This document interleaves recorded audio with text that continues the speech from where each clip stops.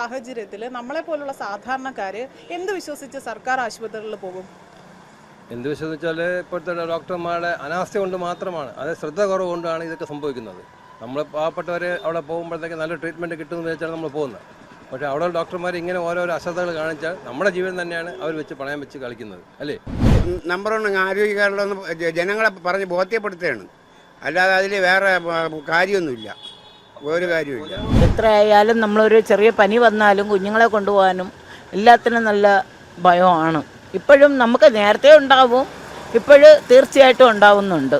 കാരണം എന്തെന്ന് വെച്ചാൽ ഇന്ന് അവർക്ക് നാളെ നമുക്ക്, അത്രയേ ഉള്ളൂ. സർക്കാർ ആശുപത്രികളിൽ നിന്നും ഗർഭാശയ സംബന്ധമായ ശസ്ത്രക്രിയകൾ നടത്തി അത് കഴിഞ്ഞിറങ്ങുന്നവർക്ക് അതിനകത്തൊരു നൂലോ അല്ലെങ്കിൽ ഒരു കത്രികയോ ഇരിക്കുന്നത് ഇന്ന് സർവ്വസാധാരണമായി മാറിയിരിക്കുകയാണ്. അതിൻ്റെ ഏറ്റവും വലിയൊരു ഉദാഹരണമാണ് ഇന്ന് രാവിലെ പുറത്തു വന്ന ഒരു വാർത്ത. എന്നാൽ ഈ വാർത്തയെക്കാട്ടിൽ ഏറ്റവും കൂടുതൽ ഞെട്ടൽ ഉളവാക്കിയിരിക്കുന്നത് എന്താണെന്ന് അറിയാമോ? ആ ഡോക്ടറുടെ ഒരു പ്രതികരണമാണ്. ആ ഡോക്ടർ പ്രതികരിച്ചിരിക്കുന്നതാണ് ഏറ്റവും ഞെട്ടലുണ്ടാക്കിയ ഒരു സംഭവം. എന്നാൽ ഇനി എന്ത് വിശ്വസിച്ചാകും സാധാരണക്കാർ ഈ ഒരു സർക്കാർ ആശുപത്രികളിൽ ഒരു ചികിത്സയ്ക്കായി പോകുന്നത്? എല്ലാവരും ഇപ്പോൾ ആശിക്കുന്നത് ഒന്നായിരിക്കാം, എനിക്കൊരു പനിയോ അല്ലെങ്കിൽ ജലദോഷമോ വരാവുള്ളേ, വേറെ ഇത്തരത്തിൽ ശസ്ത്രക്രിയയ്ക്ക് വിധേയമാകുന്ന ഒന്നും തന്നെ ഉണ്ടാകരുത് എന്നായിരിക്കാം ഇവർ പ്രാർത്ഥിക്കുന്നത്. എന്ത് തന്നെയായാലും ഈ പൊതുജനങ്ങൾക്ക്, ഈ സാധാരണക്കാർക്ക് എന്തായിരിക്കും അവർക്ക് പറയാനുള്ള അഭിപ്രായം, അല്ലെങ്കിൽ അവർ എങ്ങനെയാണ് ഈ ഒരു വിഷയത്തോട് പ്രതികരിക്കുന്നത് എന്നതൊക്കെ തന്നെ നമുക്ക് അവരോടൊന്ന് ചോദിച്ച് മനസ്സിലാക്കിയാലോ. ഇന്ന് രാവിലത്തെ ഒരു സംഭവം അറിഞ്ഞിട്ടുണ്ടാവും, ഒരു സ്ത്രീയുടെ വയറ്റിൽ കത്രിക പോയത്. അപ്പം അതിൽ ഡോക്ടർ പ്രതികരിച്ചിട്ടുണ്ടായിരുന്നു. അപ്പോൾ ഡോക്ടർ പ്രതികരിച്ചപ്പോൾ അവർ പറഞ്ഞത് ഇത് വയറ്റിൽ കിടക്കുന്നതുകൊണ്ട് യാതൊരുവിധ പ്രശ്നവുമില്ല, അതെ അത്രയും വർഷം ജീവിക്കാന്ന് പറഞ്ഞു. പക്ഷെ അവർ 5 വർഷം കൊണ്ട് വേദന സഹിച്ചാണ് ജീവിക്കുന്നത്. അപ്പം ഈ ഒരു സാഹചര്യത്തിൽ നമ്മളെ പോലുള്ള സാധാരണക്കാര് എന്ത് വിശ്വസിച്ച് സർക്കാർ ആശുപത്രികളിൽ പോകും?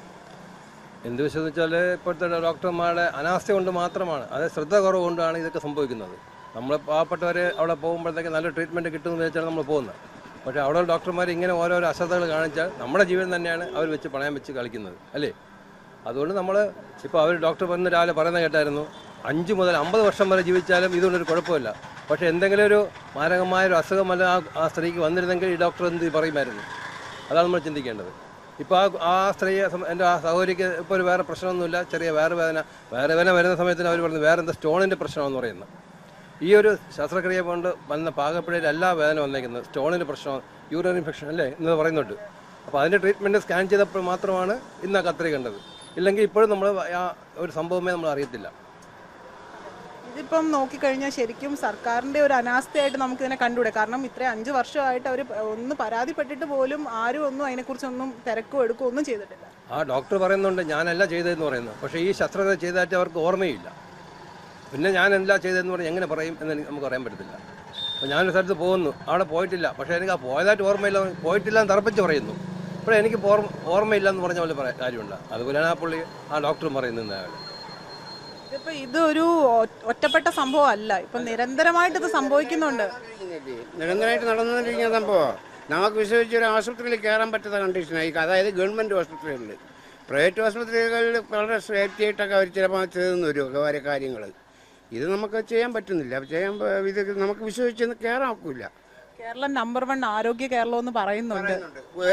നമ്പർ 1 ആരോഗ്യ കേരളം ജനങ്ങളെ പറഞ്ഞ് ബോധ്യപ്പെടുത്തുകയാണ്, അല്ലാതെ അതിൽ വേറെ കാര്യമൊന്നുമില്ല, ഒരു കാര്യമില്ല. നമ്പർ 1 ആരോഗ്യ കേന്ദ്രം. പക്ഷേ മന്ത്രിമാരും മറ്റേ ഉദ്യോഗസ്ഥന്മാരൊക്കെ പുറത്തുള്ള ആശുപത്രിയിലാണ് പോകുന്നത്. അതെന്തുകൊണ്ടാണ്? നമ്പർ 1 ആണെങ്കിൽ ഇവിടെ ചെയ്താൽ പോരെ? എന്തിനാ അമേരിക്കയിലോ അവിടെയൊക്കെ പോകുന്ന എല്ലാവരും? അത് നമ്മൾ ചോദിച്ചില്ലേ? ഒരിക്കലും പോകാൻ പറ്റത്തില്ല. കാരണം ഉള്ളിലൊരു ഭയം ഉണ്ടാവുമല്ലോ. എത്രയായാലും നമ്മളൊരു ചെറിയ പനി വന്നാലും കുഞ്ഞുങ്ങളെ കൊണ്ടുപോകാനും എല്ലാത്തിനും നല്ല ഭയമാണ്. ഇപ്പോഴും നമുക്ക് നേരത്തെ ഉണ്ടാവും, ഇപ്പോഴും തീർച്ചയായിട്ടും ഉണ്ടാവുന്നുണ്ട്. കാരണം എന്തെന്ന് വെച്ചാൽ ഇന്ന് അവർക്ക് നാളെ നമുക്ക്, അത്രയേ ഉള്ളൂ. നമ്മളും പ്രസവിക്കാൻ മക്കളിരിക്കുന്നു, അവരെയും കൊണ്ട് നമ്മൾ ഓടി ആശുപത്രിയിൽ. നമ്മൾ സാമ്പത്തികമായിട്ട് ബുദ്ധിമുട്ടുള്ളവരാണ്.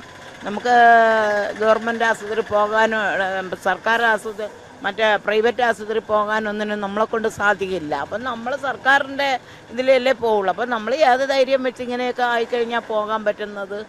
അതാണ്. കുഞ്ഞുങ്ങളെയും കൊണ്ടുപോകണം, ഗർഭിണിയായ മകളെ കൊണ്ടുപോകണം, എല്ലാം നമ്മൾ ഗവൺമെൻറ് ആശുപത്രിയിലാണ് കാണിക്കുന്നത്. എന്തായാലും നമുക്കൊരു സുരക്ഷിതം വേണമല്ലോ. അപ്പം അതാണ് നമുക്ക് സർക്കാരിലാണ്ട് കിട്ടാനുള്ളത്. അല്ലാതെ നമുക്ക് ഓടിച്ചെന്ന് പ്രൈവറ്റിൽ പോകാനുള്ള സാമ്പത്തികം ഉണ്ടെങ്കിൽ നമ്മൾ സർക്കാരിൽ പോകില്ലല്ലോ. ഈ അമ്മയായാലും ഇപ്പോൾ 5 വർഷം കൊണ്ട് അവർ എന്ത് വേദന സഹിച്ചിട്ടുണ്ട് അല്ലേ. ഇത് ആഹാരം കഴിക്കാൻ പറ്റിയില്ല, മൂത്രമൊഴിക്കാൻ പറ്റില്ല. നമ്മൾ അനുഭവിച്ചത് കണ്ട് എനിക്കറിയാം. ഞാനും കുട്ടറസിൻ്റെ ഓപ്പറേഷൻ ചെയ്ത് 3 വർഷമാകുന്നു. എനിക്ക് ഇന്നും ആ സൈഡൊക്കെ നല്ല വേദന ഉണ്ട്. നമ്മൾ മീൻ കച്ചവടത്തിന് രാവിലെ ഇരുന്നിട്ട് രാത്രിയാണ് തിരിച്ച് വീട്ടിൽ പോകണം. അപ്പോൾ എന്ത് ബുദ്ധിമുട്ടി അനുഭവിക്കണം. നമുക്ക് കാശുണ്ടായിരുന്നു 1 ലക്ഷം രൂപ കൊടുത്ത് പോകാൻ പറ്റൂലേ. പറ്റാത്തതുകൊണ്ടല്ലേ നമ്മൾ ഗവൺമെൻറ് ആശുപത്രി. അപ്പം അവരുടെ സഹകരണം എപ്പോഴും നമ്മുടെ കൂടെ, പാവങ്ങളുടെ കൂടെ ഉണ്ടാവണം. അതാണ് നമ്മുടെ ആഗ്രഹം അല്ലേ. തീർച്ചയായിട്ടും നമുക്ക് വേറെ ഒന്നും വേണ്ട. നമുക്ക് എല്ലാ ഗവൺമെൻറ്റിനുള്ള സർക്കാരിൻ്റെ ആനുകൂല്യങ്ങളും സർക്കാരിൻ്റെ സഹായവും ഇതും വേണം. അതിനാണ് നമ്മൾ നേരം വെളുത്തിരുട്ടുന്നോട് നമ്മൾ അധ്വാനിച്ചിട്ട് പോകുന്ന ആൾക്കാരാണ്. ഇതാ ഇപ്പം തന്നെ എനിക്ക് കാലിൽ ഭയങ്കര വേദനയും നീരുമാണ്. എന്നാൽ പോലും ഗവൺമെൻറ് ആശുപത്രിയിൽ പോയപ്പോൾ അവർ നോക്കിയിട്ട് പറഞ്ഞു ഒന്നുമില്ല, കുഴപ്പമില്ല എന്നേ പറഞ്ഞുള്ളൂ. അപ്പം നമ്മൾ വീണ്ടും എക്സ്റേ എടുത്ത് സ്കാൻ ചെയ്ത് എടുത്ത് നോക്കിയപ്പോൾ എന്ത് പ്രശ്നങ്ങളുണ്ട്. അപ്പം നമുക്ക് സർക്കാരിൽ പോയാൽ എന്തിനാണ് കിട്ടുന്നത്? സർക്കാർ ആശുപത്രി പോകുമ്പോൾ അവർ പറയുന്നത് ഒന്നുമില്ല, വേദനയല്ലേ, വേദനയുടെ മരുന്ന് മാത്രം തന്നിടും അല്ലേ. ഇത് കാലെല്ലാം മുഴയാണ്, അതാണ്ട ഇതെല്ലാം മുഴയാണ് വെച്ചുകൊണ്ടിരിക്കുന്നത്. അപ്പോൾ 2-3 പ്രാവശ്യം പോയപ്പോൾ അവർ പറഞ്ഞു ഒരു കുഴപ്പമില്ല, കുറച്ച് ഗുളിക എഴുതി തന്ന് വന്നു, അത്രയേ ഉള്ളൂ. അല്ല എക്സ്റേ എടുക്കണമെന്നോ സ്കാൻ ചെയ്യണമെന്നോ ഒന്നും പറഞ്ഞിട്ടില്ല.